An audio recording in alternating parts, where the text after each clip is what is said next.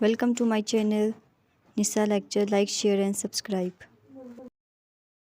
आज की वीडियो में हम लोग ये देखेंगे कि हमारे पास लूप इंस्ट्रक्शंस क्या होती हैं, जंप इंस्ट्रक्शंस क्या होती हैं। ठीक है, लूप हमारे पास क्या होती है कि अगर हम लोग किसी भी एक सीक्वेंस ऑफ इंस्ट्रक्शंस को, मैं आपको आगे बताती हूँ एग्जांपल्स के अंदर किस तरह से, अगर हमारे पास कोई भी सीक्वेंस ऑफ इंस्ट्रक्शंस को हम लोग बार बार रिपीट करते हैं तो हमारे पास क्या बन जाती है, लूप बन जाती है। और अगर लूप के अंदर हम लोग मतलब एक लूप लगी हुई है कि एक इंस्ट्रक्शन हम लोग ने सेट की हुई है कि ये चीज़ यहाँ पे पहुँचेगी तो यहाँ से दोबारा ऊपर जाएगी, फिर रिपीट होगी, फिर नीचे आएगी, फिर अगर हम इसके बीच में एक और कोई लूप लगा दें, मतलब एक और इस तरह का इंस्ट्रक्शन का सेट लगा दें जो कि बार बार रिपीट हो रहा हो, तो हमारे पास क्या बन जाएगी, नेस्टेड लूप बन जाएगी। ठीक है, जंप इंस्ट्रक्शंस क्या होती हैं कि हम लोगों ने मतलब हम एक यूज़ कर देते हैं, कमांड दे देते हैं, जो भी हम लोग क्या कहते हैं SJMP, मतलब जंप का इंस्ट्रक्शन दे देते हैं उसको कि वो एक पॉइंट पे पहुंचती है, फिर वहाँ पे हम मेंशन कर देते हैं कि फ़लाँ पॉइंट से एक लेबल मेंशन कर देते हैं साथ कि यहाँ से आप यहाँ पे जंप कर जाएँ, तो वहाँ पे हम क्या कर देते हैं, जंप की कमांड दे देते हैं, जंप की इंस्ट्रक्शन दे देते हैं। तो अभी हम देखते हैं एग्जांपल्स के अंदर कि इंस्ट्रक्शंस किस तरह से काम करती हैं। ठीक है, आगे आ जाते हैं हम लोग। सबसे पहले हम एग्जांपल देखते हैं इस चैप्टर की, लूप और जंप इंस्ट्रक्शंस की। पहले हमारे पास एक सिंपल है कि हम लोग रिपीटेड एडिशन के मेथड से लिखें, हम लोग किसके मेथड से, रिपीटेड एडिशन के मेथड से। ठीक है, हमने क्या करना है, मल्टीप्लाई करना है 25 को 10 के साथ, किसके मेथड से, रिपीटेड एडिशन के मेथड से।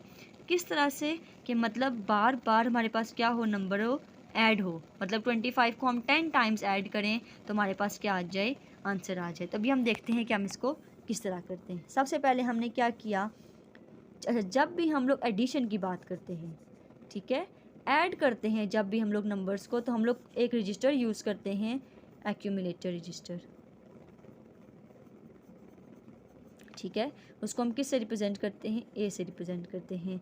हम एक रजिस्टर यूज़ करते हैं, एक्यूमुलेटर रजिस्टर, और उसको हम किस से रिप्रेजेंट करते हैं, ए से रिप्रेजेंट करते हैं। जब भी हम एडिशन की बात करेंगे तो हम एक्यूमुलेटर रजिस्टर को यूज़ करेंगे। ठीक है, उसके बाद हमने कहा कि हमने क्या करना है, 25 को 10 टाइम्स ऐड करना है ताकि हमारे पास क्या आ जाए, आंसर आ जाए। सबसे पहले हमने क्या किया, मूव किया है हमारे पास, मूव, ऐड, ये हमारे पास क्या है, सारी की सारी इंस्ट्रक्शंस हैं जो कि हम लोग देते हैं प्रोग्रामिंग करते हुए, असेंबली लैंग्वेज प्रोग्रामिंग करते हुए हम ये इंस्ट्रक्शंस को क्या करते हैं, यूज़ करते हैं।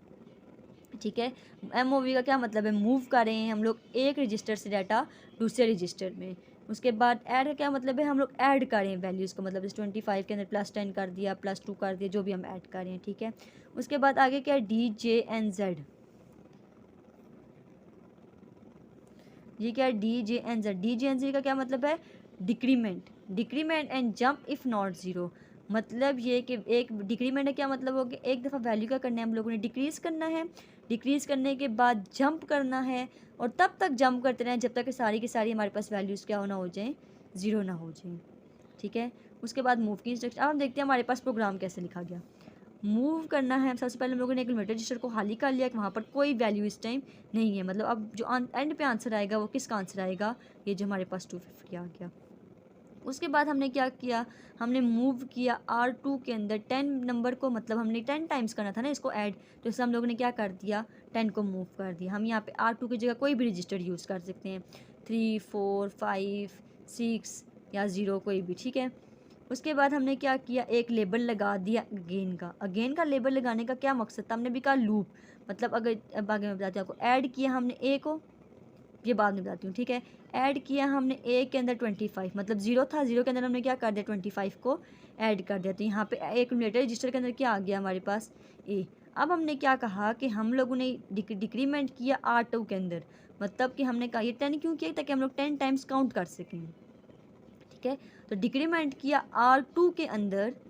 ठीक है, R2 में डिक्रीमेंट हो, मतलब यहाँ पे 9 हो जाए, और फिर दोबारा ये किसके ऊपर जंप करे, इसके अंदर फिर से 25 के अंदर क्या हो जाए, मतलब जो आंसर एक्यूमुलेटर जिसके अंदर जो वैल्यू है उसके अंदर क्या ऐड हो जाए, 25।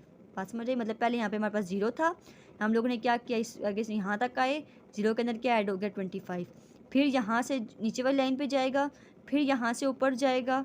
ठीक है, यहाँ पर क्या हो जाएगी, डिक्रीमेंट हो जाएगा, मतलब 10 की जगह क्या आ जाएगा, 9। नीचे आएगा 25 के अंदर, फिर 25 ऐड हो जाएगा, क्या आ जाएगा 50। फिर नीचे आएगा, फिर यहाँ से जंप करेगा, यहाँ पे 9 की जगह क्या हो जाएगा 8। फिर जो हमारे पास 50 था उसके अंदर 25 ऐड हो जाएगा, फिर नीचे आएगा, फिर सही ऊपर नीचे मूव करता रहेगा, तब तक यहाँ पे मूव जाएगा, तब तक ये हमारे पास 0 नहीं हो जाता। जब ये 0 हो जाएगा तो फिर यहाँ पे जो हमारे पास वैल्यू आ जाएगी, हमारे पास क्या आ जाएगा, आंसर आ जाएगा। उसके बाद हमने कहा कि रजिस्टर 5 के अंदर हम लोगों ने क्या कर दिया, ए की वैल्यू को मूव कर दिया। जी अब हमारा क्या मकसद था कि हमने यहाँ पे लिखा कि यहाँ से यहाँ पे जा रहा है, फिर हम कैसे बताएंगे कि इस लाइन पे जाना है, इसलिए हम लोगों ने लेबल दे दिया कि इस लाइन के ऊपर आपने क्या करना है, मतलब यहाँ से यहाँ पे जंप करना है। जंप करने के बाद आपने क्या करना है, इस लेबल के ऊपर मूव कर जाना है जहाँ पे हमारे पास सी है, फिर आगे आएगा, नेक्स्ट इंस्ट्रक्शन को फॉलो करेगा, फिर ये दोबारा ऊपर क्या कर जाएगा, मूव कर जाएगा। तो इस तरह हम लोगों ने क्या कर दिया, प्रोग्राम लिख लिया किस चीज़ का, रिपीटेड एडिशन का, ताकि हम मल्टीप्लाई कर दिया हमें 25 को 10 से। अगर हम लोगों ने यहाँ पे 35 को मल्टीप्लाई करना होता, 45 को मल्टीप्लाई करना होता, जिसको मल्टीप्लाई करना था हम यहाँ पे वो वैल्यू लिख सकते थे, यहाँ पे जितनी टाइम करना था वो लिख लेते। तो ये अब हम लोग अपनी मेथड से क्या कर सकते हैं, इसको सॉल्व कर सकते हैं। ये आपको उम्मीद करते हैं कि आपको एग्जांपल समझ आ गई होगी। तो अब हम लोग नेक्स्ट वीडियो में देखेंगे इसकी और एग्जांपल्स और क्वेश्चंस। ठीक है, ओके, अल्लाह हाफ़िज़। Don't forget to like, share and subscribe.